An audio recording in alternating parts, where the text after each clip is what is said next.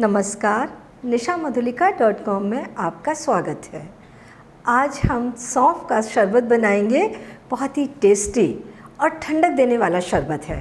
ये डाइजेशन में भी हेल्प करता है। तो आइए सौंफ का शरबत बनाना शुरू करते हैं। ये भीगी हुई सौंफ है। हमने 1 कप सौंफ को अच्छे तरह साफ़ किया, पानी में धोया और 5 घंटे के लिए 1.5 कप पानी में भिगोकर रख दिया। और ये 40 इलायची है, इनको भी हमने धोकर थोड़े से पानी में भिगोकर रख दिया। अब हम इन्हें पीस लेते हैं। सौंफ को हम जार में निकाल लेते हैं। इसमें हम 2-3 टेबलस्पून चीनी डाल देंगे, जिससे सौंफ जल्दी पिस जाती है।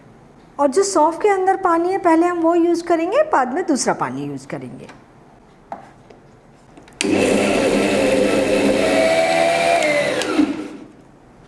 सौंफ सूखी सूखी हो रही है। हम इसमें पानी डालेंगे और इसे एकदम बारीक पीसेंगे।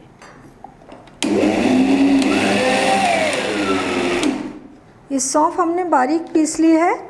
इसे हम छलनी में डालेंगे। इसको हमें छानना है। तो इस तरीके से दबा दबा कर हम सारा सौंफ का जूस प्याले में निकाल लेंगे।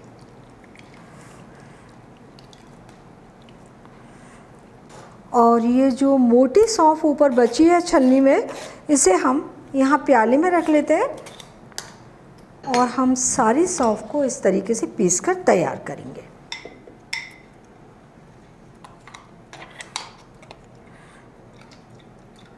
इस सौंफ का जूस निकल आया है और ये जो मोटा मोटा है, इसमें हम आधा कप पानी डालेंगे और सौंफ में मिला लेंगे और इसे एक बार और छान लेते हैं। आप चाहें तो इसे एक बार पीस करके भी छान सकते हैं। सौंफ का सारा जूस हमने निकाल लिया है। इसे हटा देते हैं और अब भीगी हुई इलायची पीसेंगे। तो ये हम जार में डाल देंगे और थोड़ी सी चीनी मिला लेते हैं और एकदम बारीक होने तक पीस लेते हैं।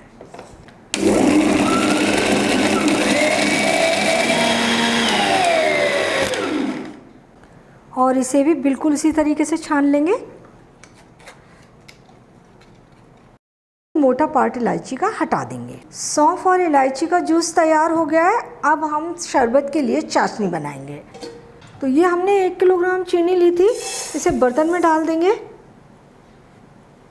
और ये जूस भी डाल देंगे। और अब हम इसे चीनी के साथ तब तक पकाएंगे जब तक ये एकदम से गाढ़ा नहीं हो जाता। बिल्कुल गाढ़ी चाशनी बनकर तैयार नहीं हो जाती। और इसे थोड़ी थोड़ी देर में चलाते रहेंगे।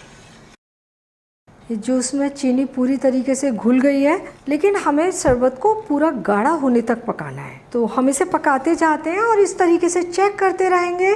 जब हमारी चाशनी एकदम गाढ़ी हो जाएगी, लास्ट ड्रॉप तार के रूप में गिरने लगेगी, तब हमारा शरबत बनकर तैयार हो जाएगा।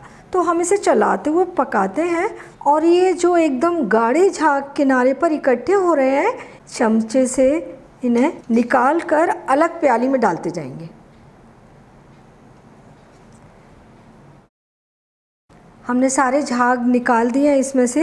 ये सौंफ का फाइबर होता है जो हमने हटा दिया है, झाग के रूप में निकल गया है। हमें शरबत काफ़ी गाढ़ा दिखाई दे रहा है, इसे चेक कर लेते हैं। तो बिल्कुल इस तरीके से चमचे से गिराएंगे और हम देखेंगे जो लास्ट ड्रॉप गिरेगी वो तार के रूप में गिरनी चाहिए। तो आप देख रहे हैं लास्ट ड्रॉप बिल्कुल तार बन रहा है। हमारा शरबत गाढ़ा हो गया है। गैस बंद कर देते हैं और इसे ठंडा होने देते हैं। शरबत ठंडा हो गया है, हम इसे छान लेंगे।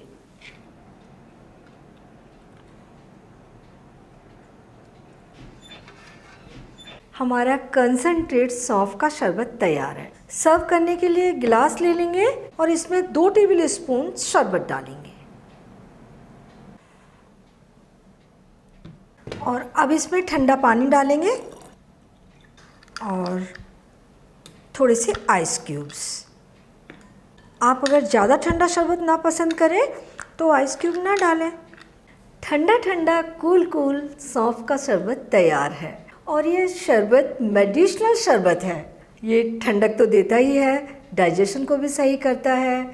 और अगर गर्मी के कारण बच्चों की नाक से खून आ रहा हो, ये शरबत आप उन्हें पिलाएं, 2 दिन में ही आप देखेंगे उनकी नाक से खून आना बंद हो जाता है। बहुत ही फ़ायदेमंद शरबत है ये। और ये जो कंसनट्रेट शरबत हमने बनाया है, इसे आप बॉटल में भरकर फ्रिज में रख लें।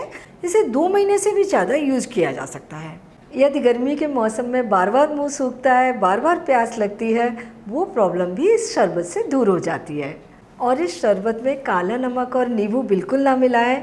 सौंफ का स्वाद बहुत ही माइल्ड होता है, लेकिन काला नमक और नींबू बहुत तीखे स्वाद वाले होते हैं।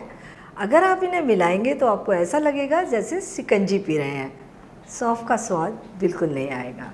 तो आप ये शरबत बनाइए, पीजिए और अपने अनुभव nishammadhulika.com पर शेयर कीजिए। एक बार फिर मिलते हैं एक नई रेसिपी के साथ, और मेरे चैनल को सब्सक्राइब ज़रूर कीजिए।